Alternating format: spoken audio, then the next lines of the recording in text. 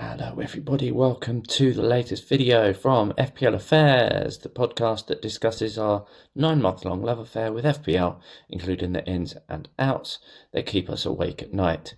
In this latest video, part 2 of our review of the first half of the season, as well as our plans for game week 22. Anyway, let's carry on cracking.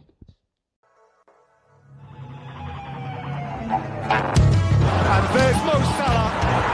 There goes Haaland. He's on his way again. He's hungry. He's scored. Ice cold precision from Palmer. Kayo Saka. That is a diamond of a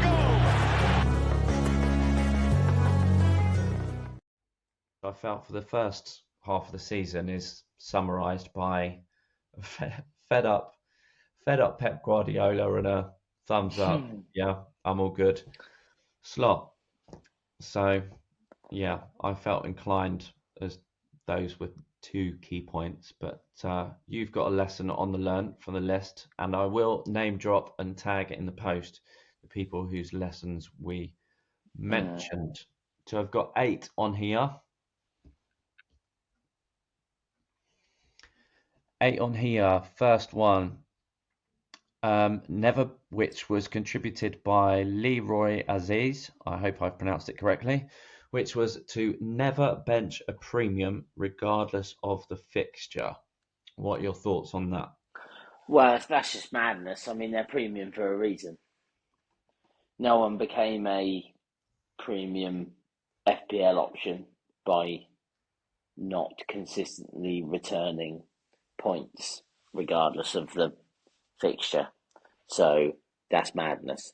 And also to spend that sort of money on somebody and then bench them again is madness. I think somebody benched Son this week in the FPL Affairs group chat, admin's chat. That's just madness. Just don't do it.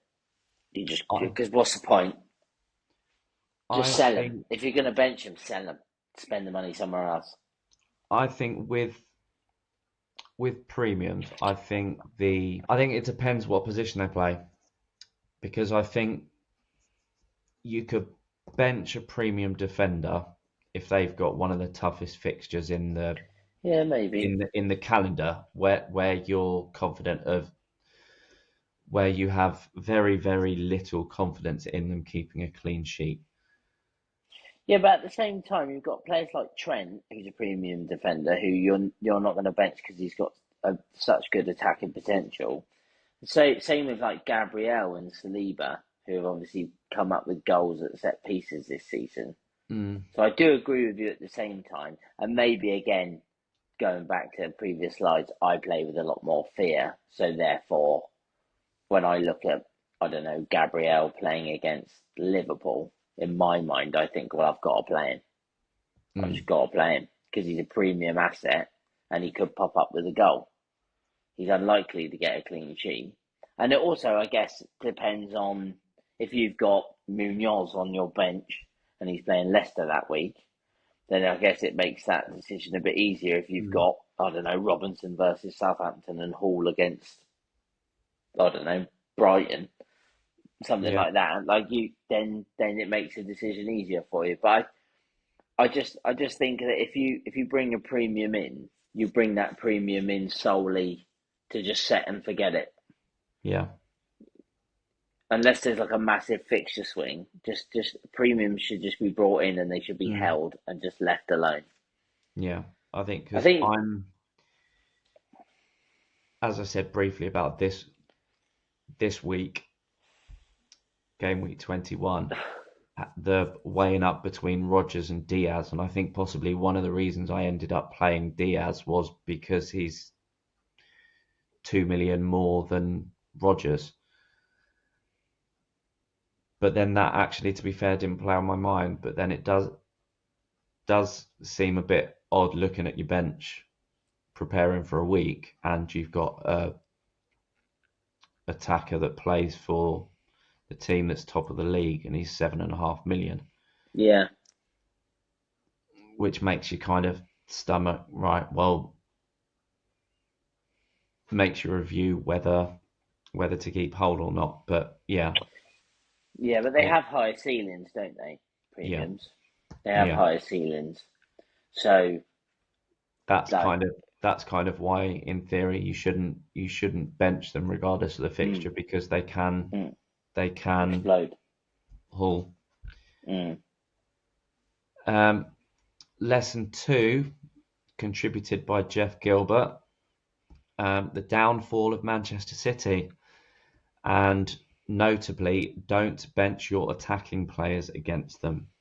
And I will very much agree with this lesson learned and stick that I have followed this lesson and it has helped. Mm. I think that's been a thing for a while, though, with Manchester City. I don't think they've ever been a great defensive team from an FPL standpoint. Um, But like it's years gone more, by with players like João Cancelo and players like that, most of their returns have been attacking returns as opposed to clean sheet returns. But I do understand the point, i.e., Man City are having such a poor season that you shouldn't be worried about playing your players against them because they are just having such a poor and season. that brings it back to fear, doesn't it? Yeah. Because well, last week Brentford at home to Manchester City, Hmm. I would have benched Wissa, but then it was very much you know what, Man City are conceding goals for fun, and they have done for quite some time. So I had no inhibitions about playing Wissa Yeah. No. against Man City, No. and he scored. Yeah. You know, so and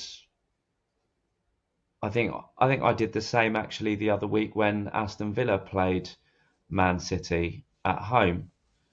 I had no fear, and I played Rodgers, and Rodgers Yeah. returned Yeah, he did. He got two, didn't or a goal and an assist or something. he? Yeah, it was against his old club. Yeah, I think he scored. I think yeah, he got two returns. I thought they were two goals, but you might be right. Don't know. So yeah, I think that's very much certainly at the moment, even though Foden and Haaland have shown glimpses of picking up some form, their defence is still all over the shop. I think the third one is a great one.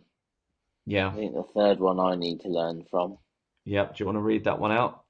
Yeah, it says follow your gut regardless of fixtures from Paul McCroby, who's actually having a very good season, isn't he? I Yeah, think he's I think top.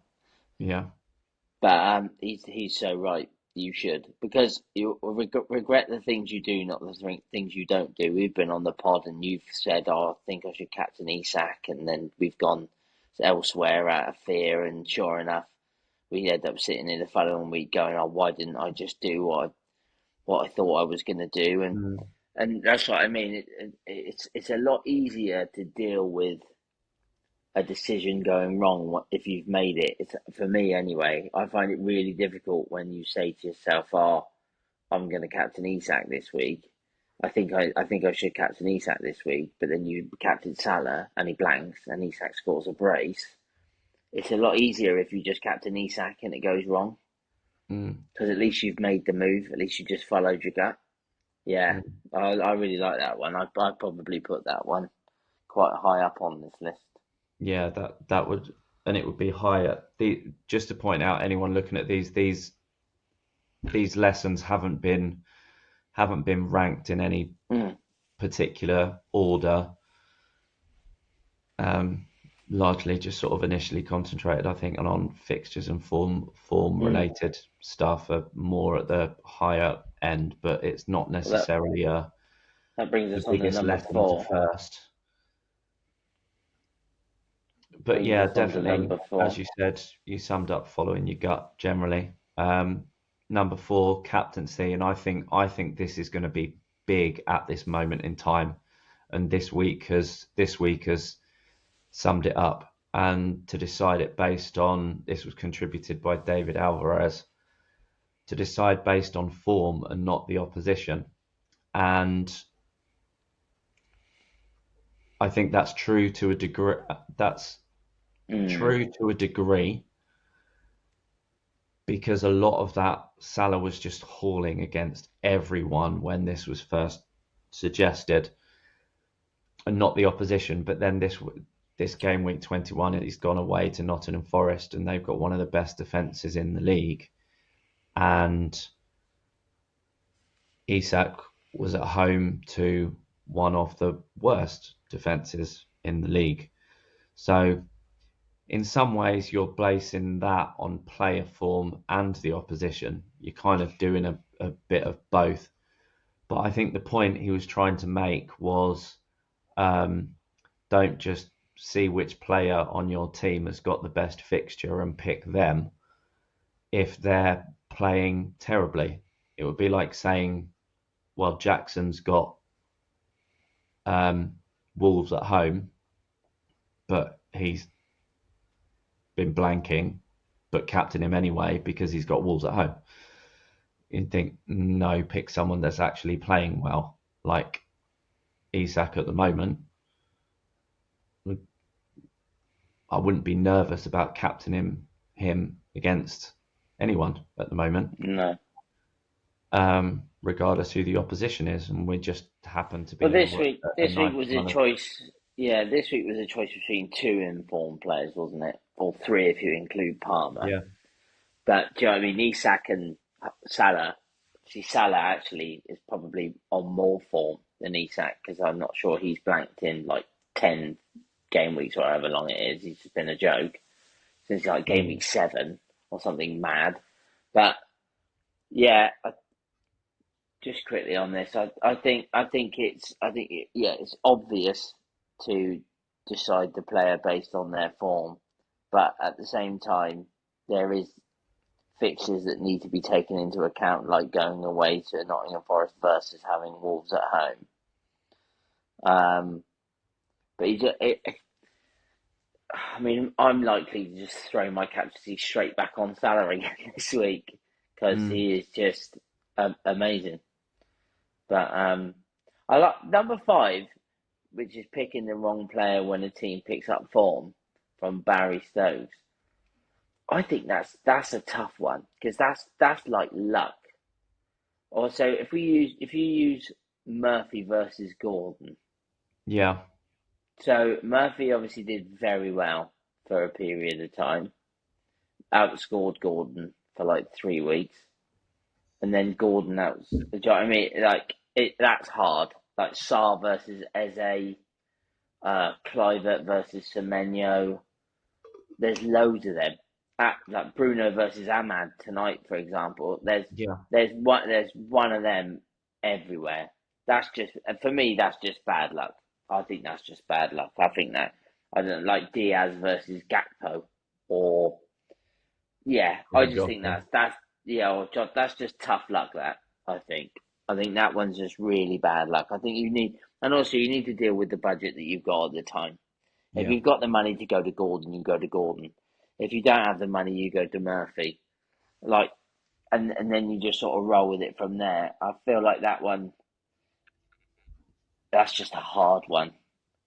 It's a hard lesson to learn because you can end up on either side of that coin quite easily. Yeah, and I think that flows into 6 quite nicely about the planning ahead and remaining patient, and that proven players especially to take that into account with, and that was by Paul Allnut that suggested that. And I think talking my language, Paul. Reason why I say how that flows on nicely from the last one, you were using Gordon and Murphy as the examples. When I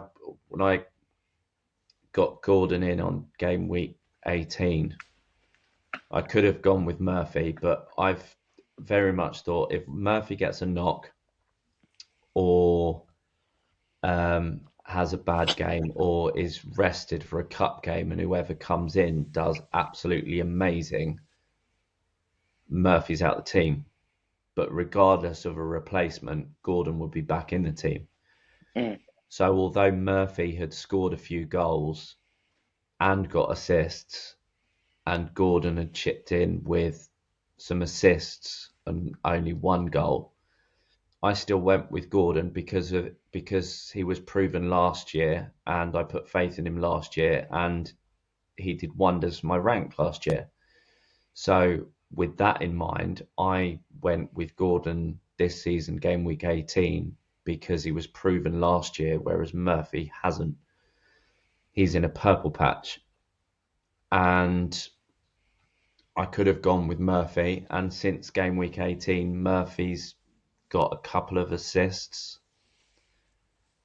um, whereas Gordon's picked up the goals. So again, that sticks with Barry's and what you said about how that being a bit of luck of picking the wrong player when a team picks up form is, yeah, I went for Gordon and I've got more points than had I gone with Murphy. And I made Mm. that decision based on Gordon being a proven player. So it was Which being leads us patient on with to him. 7, which is the necessity of differentials from Kieran Ball, who I'm not going to argue with him. He's having an unbelievable season. I think with differentials though, I think there needs to be a balance. I don't think you can have too many. I think you need to have 1, 2, 3. I think maybe I think 3 max. In your And starting then lineup. yeah, and then I think they're only necessary if they do well. So Yeah. like if you have, I don't know, let's say for example you went with a Murphy who was a differential. If you went with a lowly owned Semenyo, who just obviously had a great week and got 12 players like that. If your differentials do well, then obviously there's going to be a necessity of differentials. If you have differentials for differentials' sake, like an Mm.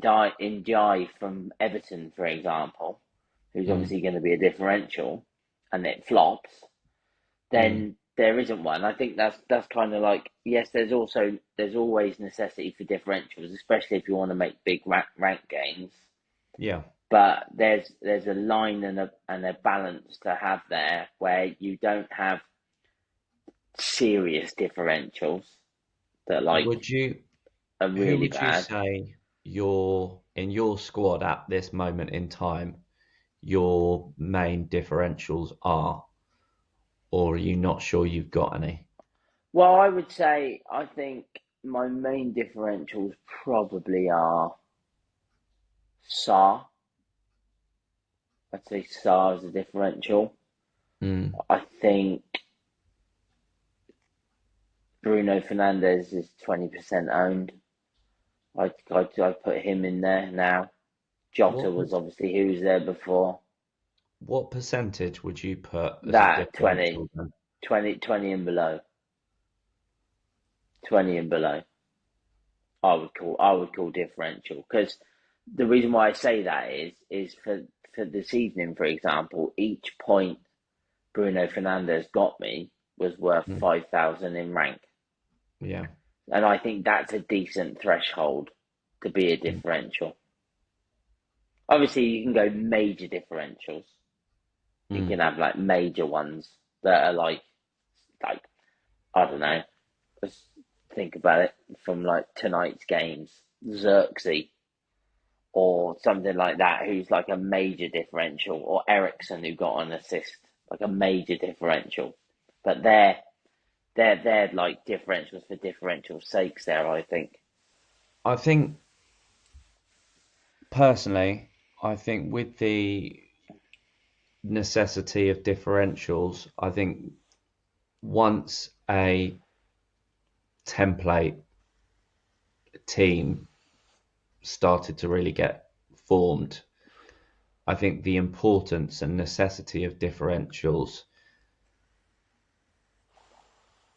increased, if that makes sense. So they became more important that you didn't just get differentials for differentials' sake, that you actually made sort of careful thought and put into which ones you got.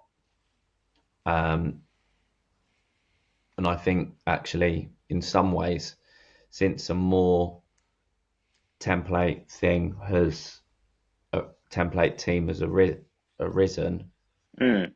I got some, and then there've been players I've got in as differentials that have helped me get up the ranks in this rise, and to the extent where those differentials are no longer differentials. Well, that's what my next point was going to be. I totally agree with that. I think it's good for team value if you get the right ones. The necessity of Mm, differentials. I think if you're looking to get good team value, you need differentials that are going to bang. For example, I got 8 Nuri at 4.5, sold him at 4.9. I had mm, Chris Wood since I wildcarded in game week 6. He's yeah. gone up massively. Mm, Um, and there's one more I can't think of the top of my head. But just players like that, for example, Gordon. I got Gordon in game week 15, 16, and I think he's risen zero point 0.5 since then. And again, I think when I got him in, I genuinely think when I got him in, he was like 7% owned, and now he's 50 odd. So I think it helps with team value. I think it helps with, but also like you say, differentials aren't differentials for long if they're successful. yeah. Because I So think over this rise I've had, I got Lewis Hall in at 4.3 million, yeah, same. when he was less than 10% owned. Yeah, Gordon was lowly owned even as recently as game week 18, mm, and I think he didn't really start going up in price until maybe after I'd had him a week or yeah, two, and then he's gone like some weeks where loads of content creators have all gone best midfielder to get in, Anthony Gordon, Anthony Gordon, Anthony Gordon. So mm, then he's proper thrown out in the face, and then therefore the amount of people getting him in shoots up, and his um, price shoots up, and so on. mm, But I think the main differentials I've had some in. I've had Wissa in. He's still less than 10% owned. mm, I never got rid of him from when Brentford's fixtures turned for the worse quite some weeks ago. mm, I just had other priorities I wanted to deal with, and because I'd done that lesson of I'm not taking a hit, I just thought, well, I'll do what I can without taking a hit, and if I can bench him, I'll bench him. So I've managed to bench him a lot of those weeks, but then weeks where they've been at home, I've played him because of Brentford's home record and how Thomas Frank has very much said he wants to win 4-3. He doesn't want to win 1-0. He wants to win 4-3. So it's like, yeah. right, okay, then their record at home and going gung ho, and his record is saying for itself. So Well, that sounds very much like number 6, doesn't it? You planned ahead, you remained patient, and you with the proven players, especially yeah, with Vista. so So yeah, yeah, and I've had a few differentials in defence which have picked up some.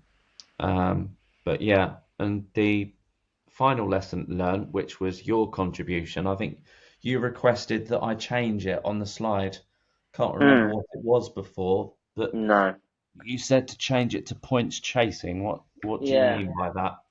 Well, mainly in the budget midfielders, I think people have been quite quick. Everybody looks.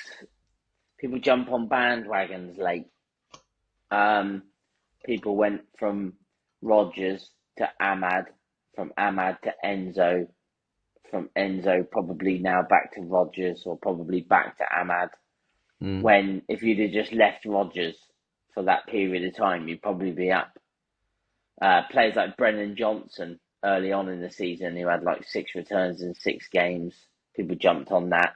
But mm, it's like it's just for me, point chasing is a bad thing to do. If again, we had a conversation about Brennan Johnson at the time, 6 returns in 6 games. That's not going to mm, be sustainable. That's not going to carry on. Same with Enzo with 6 returns in 6 games. Like, you're not gonna. I mean, you might get extremely lucky and sort of time it perfectly and go from Rodgers to Enzo when Rodgers slows down and Enzo speeds up, and then you bring in, I don't know, this week you did Enzo to Ahmad. For anybody that did that transfer, what a move that was.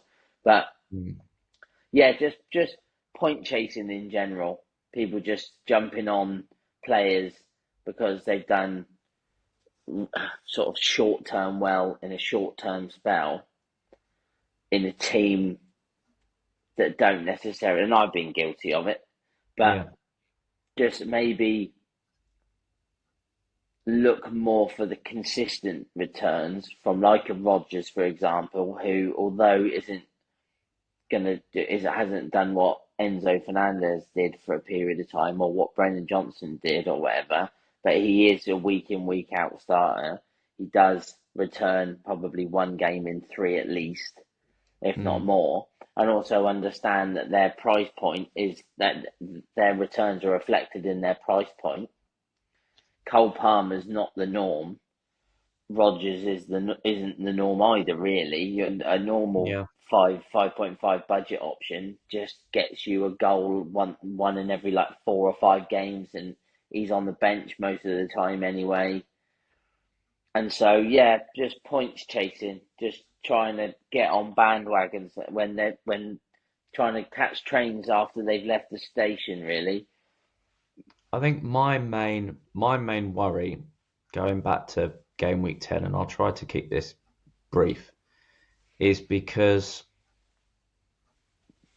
I'd probably say I'm quite a safe manager where I'll plan ahead and try to get some players in that have got good fixtures coming up and have started to hit a bit of form, just to get that sort of couple of weeks up on people before their ownership shoots up, and then so have a reasonably template team. But then when I was at 4.5 million rank and thinking, what am I going to do when I don't like just randomly picking names, throwing them out there, and as you said, points chasing, and it's why I've gone so long without Chris Wood, and why I went for Nick Jackson around the game week 12, 13, 14 mark. Why I went for him then was because his data and amount of chances he was getting and so on was so high and so impressive. It was just like, look, sooner or later, these are going to go in, and he's going to go on a run, not to the extent of Isak, but I'm still there. he'll go a few games running where he'll score or assist, or and get bonus. Yeah. Whereas on the flip side, you've got Chris Wood, whose data isn't there and his XG's not there, but the chances he's getting, he's so much more clinical. Yeah. So it's kind of he's outperforming and overachieving on his data. Yeah. But over half the season's gone now, and he doesn't look like letting up, and he's only 1 goal off his personal record For a league season, yeah. tally in the season. So it's where you stand with the chasing. Watching relate to some of them. If you've got any more, add them to the comments below. Which ones have?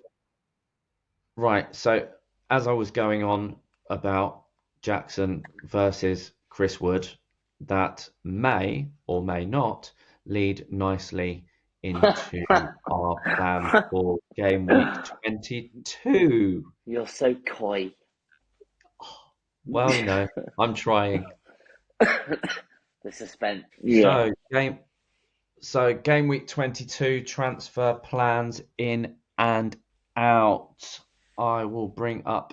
Well, before I bring up our bus teams, what are your thoughts? Initial thoughts? Roll again. How I many had have you two. got? Yeah, so I had two free transfers going into last week.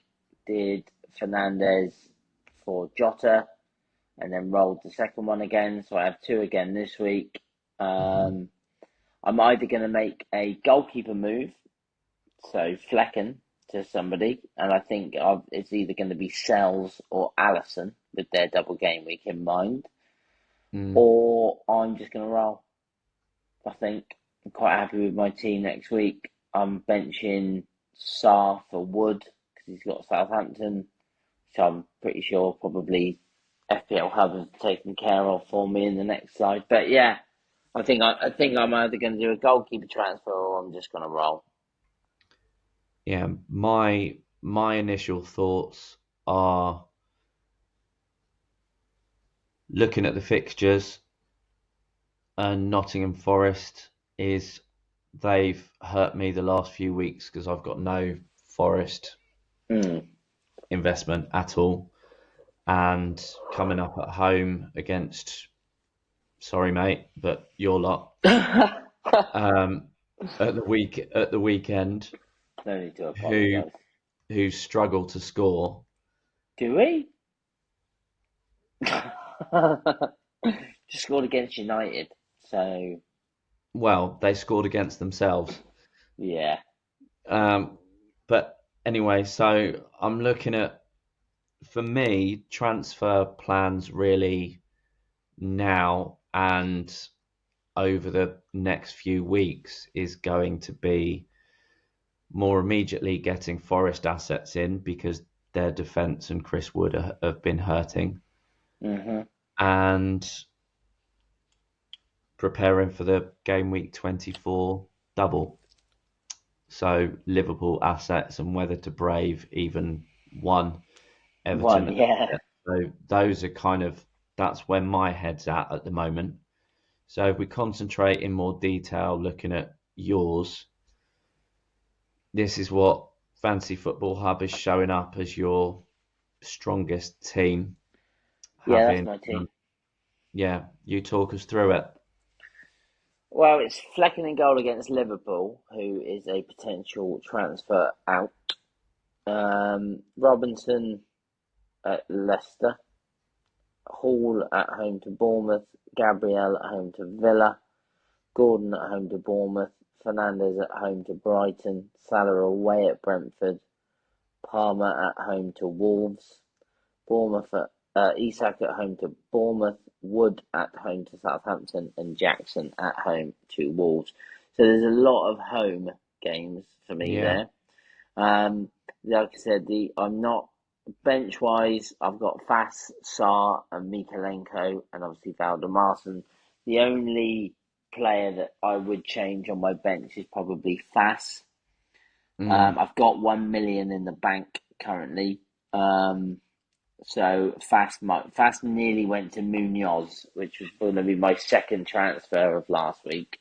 Um, so he very nearly went to Munoz, but he could go to a Forest defender. mm, But at the same time, I'm quite happy with Gabriel at home to Villa. I'm quite happy with Hall at home to Bournemouth, and I'm quite happy with Robinson away at Leicester. So I yeah, would just be creating a benching headache for myself, which I can't really mm, be bothered to go through. Um, Yeah, the only thing I'd change in that team is Flecken. And to be honest with you, I want Allison, but I don't want Allison away at Brentford. So yeah, that's why I'm not going to make the move this week. There's obviously a higher chance of a clean sheet there for Allison than there is Flecken. yeah, However, I just see this being a basketball game where yeah. it's going to be you score, I we agree with that. score, and so I don't particularly want the goalkeeper. For me, Sales would be the one that I bring in for obviously for Southampton. However, at the same time, I do think they have got some trickier fixtures coming up after the Southampton one, but they are just a really good defence. But going full circle, the only player particularly Unless if you go uh, double Liverpool defence and Salah for the double, which is again the safe play for me, Mm. then Allison for me is one of those defenders based on cost. Mm. So yeah, this is why if in doubt, do now. So I'll probably just roll this week, I think, Do you and want to see what? pray that this week this is Jackson's week. Do you want to see what Fantasy Football Hub's AI has recommended you do? But is it Fleck and DeSands? In addition to captaining Palmer as well at home to Wolves. Yeah, I'm not sure I'm going to do that, but yeah.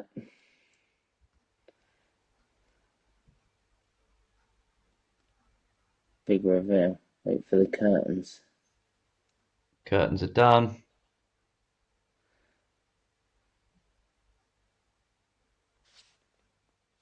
Thank you very much. Save my transfer, and then I'll be on 3. Yeah, good news for you for that. Yeah, my team doesn't need a transfer. Like the goalkeeper one, I mean, Brentford have got 2 or 3 tough fixtures coming up, but after game week 25, it's not bad. Mm. But I have just said that I might bring in Allison, but who knows by then. Right, we'll roll up on mine. So mine is showing up as Raya in goal, home to Villa. Back 3 of Gabriel, Munoz and Hall. So yeah, Gabriel home to Villa, Munoz away to West Ham. So that's a bit hard to call with Graham Potter in charge there. Yeah. Hall at home to Bournemouth. Similar midfield to you with Palmer, Salah and Gordon, and then it's currently got me as playing Diaz away to Brentford with Rodgers benched because he's got Arsenal away. And the front 3, you will probably notice there has been a change. I have already done, and I did this on Tuesday night, I did Jackson to Wood. And I have one more free transfer. So you're gonna roll it.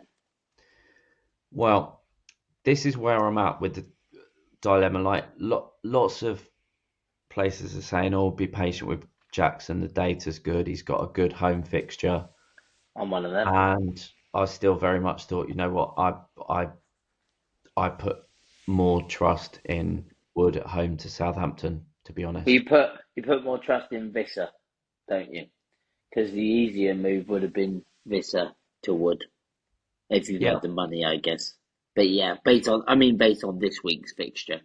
I'm trying to think if I did have the money for that, but the interesting thing is that didn't cross my mind at all. Wisser to Wood didn't cross my mind at all. If it was my And team, I'd have done Visser to Wood, but then I think, Visser's and, been brilliant, isn't he? So and I think, he was a hard sell in comparison to Jackson. and I think for me, a mixture was losing patience with Jackson, Yeah, and also how Wisser's, even with some tricky fixtures, he's ticked yeah, over. yeah, I've been able to bench him and not feel bad about benching him in the yeah, away fixtures, but I've played him in all of Brentford's home ones. yeah, And from game week 23, 24, Brentford have got some really nice ones coming up. yeah. They And do, we're at yeah, the point where sort of Mbermo and Wisser and other Brentford assets are sort of starting to get a bit more talk about them yeah. now.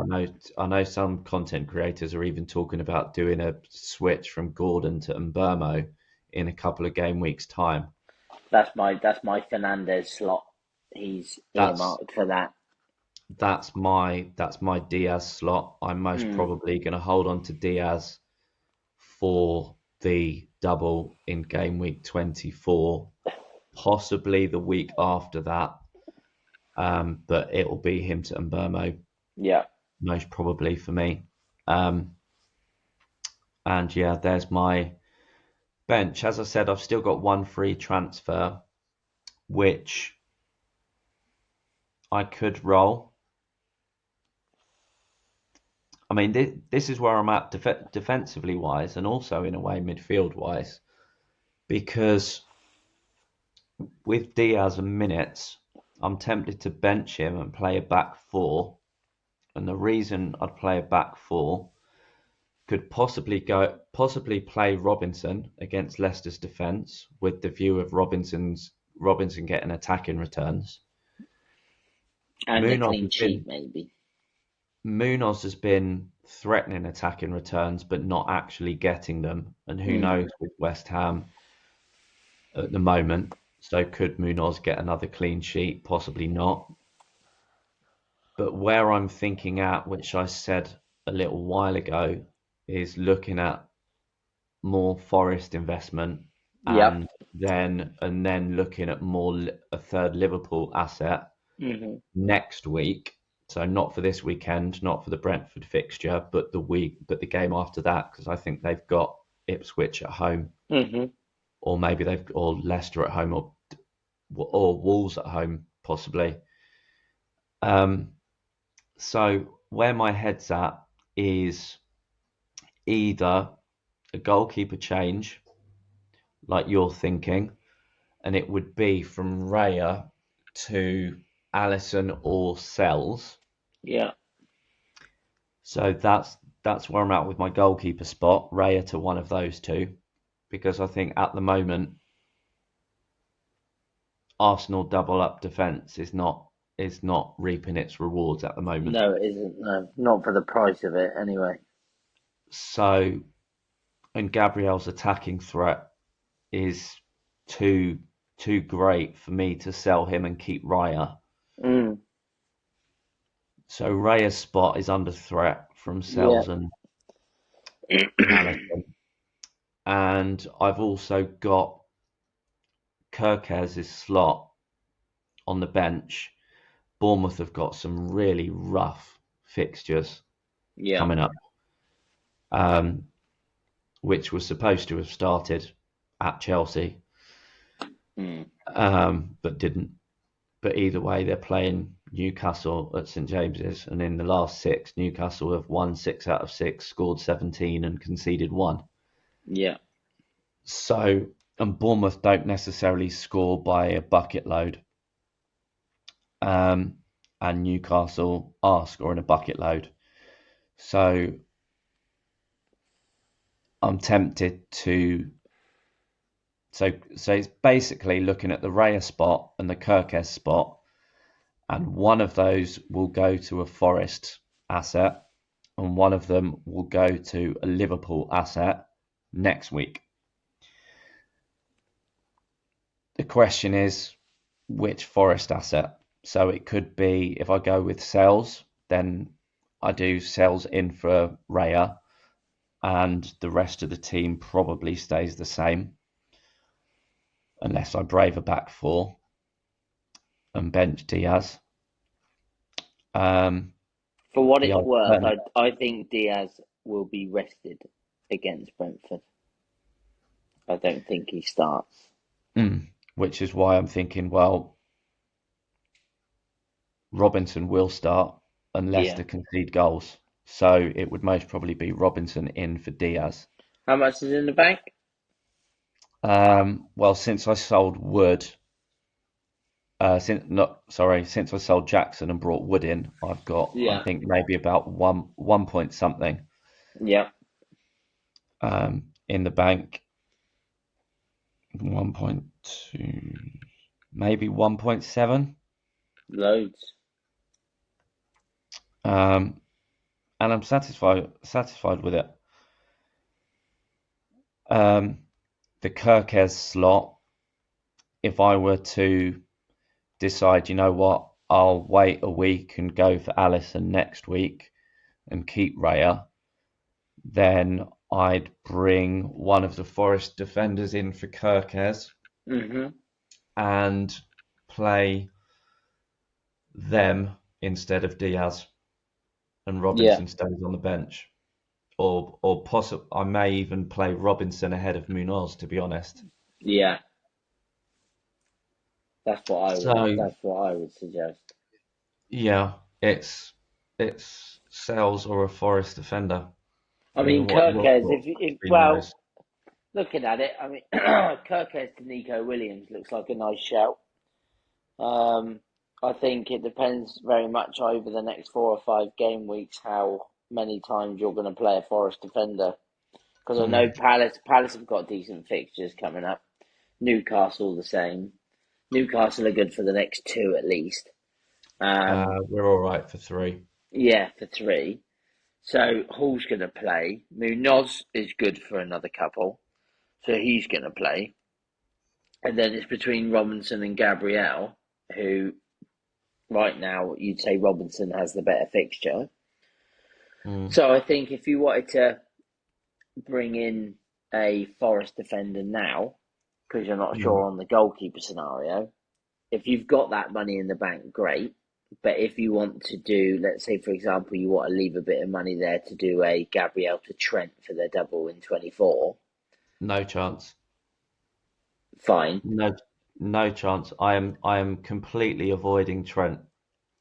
If I Fair don't enough. go, if I don't go Allison, it will probably be Van Dijk. Okay. I'm not. So I'm not you, going so Trent. you don't need to. What you're saying then is that you don't need that money, or but you could want to do like a visit to a Gakpo, maybe if you wanted to upgrade him for the double and go with the striking option. I'm Mm. just saying if you don't want to do any of those things, then do Kirkes to Aina. But if you're gonna bench a Forest defender in 2 out of the next 4 games, then just go Mm. for a Murillo who's nailed, or go for a Nico Williams and sort of take the punt on the budget option because he does look pretty good. He has been playing well and he has been starting consistently recently. So if that was my team, it would be Kirkes to Nico Williams, and I'd play him over Munoz this week, Yeah. and then I would just go forward with, in my opinion, Robinson, Hall, Munoz, Gabriel with 5 very good defenders. That's a very nice 5. And then it leaves you with money in the bank to make decisions. It leaves you with budget for Allison in goal. It leaves you with all sorts. But at the same time, if that was my team, I would roll that second transfer. That team Mm. doesn't need another transfer, in my opinion. Yeah. I think it's just because of that middle period around the game week 6 to 10, which I'm still recovering from. Uh, I think that's why each week I'm using that free transfer to just think, right, who's got good fixtures coming up, starting from the next particular one, and notably with just the occasional change in defender, is just thinking, right, which one's got a decent run but rotates nicely with what I've got at the moment. And I think a That's why, yeah, big difference from my defence is lots of pretty much template is Gabriel, Trent plus another, and or Gabriel, Trent, a dead spot, and 2 rotating ones. Whereas yeah. I've gone more with Gabriel and then having 3 or 4 decent options, and it's picking 2 of them each week. And Well, and that's why I think Nico if I go Williams for would a be good. Forest one, that could be a set and forget spot, and then Allison in goal for Raya, and then that's a sort of set and forget. That's what I said to you. If Yeah. you look forward between now and game week 25, and you're playing a Forest defender once, then do Kirkes to Nico Williams. If you look at it and you're playing them 22, 23, 24, and 25, then go Mm. for Aina. It all depends very much on How many that times you play? rotation and how well it works for Nottingham Forest. in my mind, looking at that back five, I don't think you play a Nottingham Forest player after Southampton for probably 3 weeks, off the top of my head. So I might do Kirkes is 4.8 if I don't need the money. If I don't need the money drastically elsewhere, as I said, I got 1.7 million in the bank, then I may do a straight one from Kirkes to Milenkovic. Yeah. Is that his name? Yeah, I it is. think. Yeah. So we shall see. Yeah. We'll see everybody next week. We'll find out. So if this one marathon video Strapping. has been helpful, Authentic. then add any comments, any suggestions for our teams. What plans are you doing for your teams? And yeah, well, game week 22, no transfers, and I asked for that AI transfer after I'd already done the Chris Wood one. So hey ho. But yeah, best ways of getting in touch with us: x.com/FPL affairs, Facebook group, which FYI, Lewis Greening changed the name of the group from what it was, Fantasy Premier League, to FPL Affairs. So if you actually want to find the group, search the group FPL Affairs and you will find us there. YouTube at FPL Affairs for our channel, and Spotify with the link and 1,000,001 things that I need to update. So, but yeah, if you've liked what we spoke about, if it's been helpful, if you want to share your own ideas, please like and subscribe.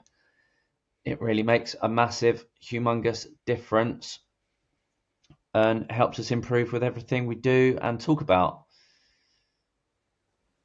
Really. So, well, all that's left to say, well done, Jack, on your good 3K. week recovery. Yeah. Anything you want to add before I round off? It's just good to see FBL Hub listening to Roll When You Can. They've obviously been watching the pod, so love that. Good to know I'm having influence on AI now. Yeah. Feeling pretty big time. No, thanks for listening. Thanks for watching, everybody. Please like and subscribe and tell your friends how dull we are, but watch us anyway. Good luck. Take care. We'll next be recording Tuesday evening, I believe, and then that'll be split into 2 episodes released Thursday morning and Friday morning next week. Okay. Take care, everybody. Keep your FPL affairs under wraps until the deadline, which is, I think, 11 o'clock on Saturday, because the Newcastle Bournemouth, the early kickoff. So take care. Goodbye, all. Speak to you soon, Jack. Yeah, take care, mate. Good luck this week. Yeah, you too. Bye-bye.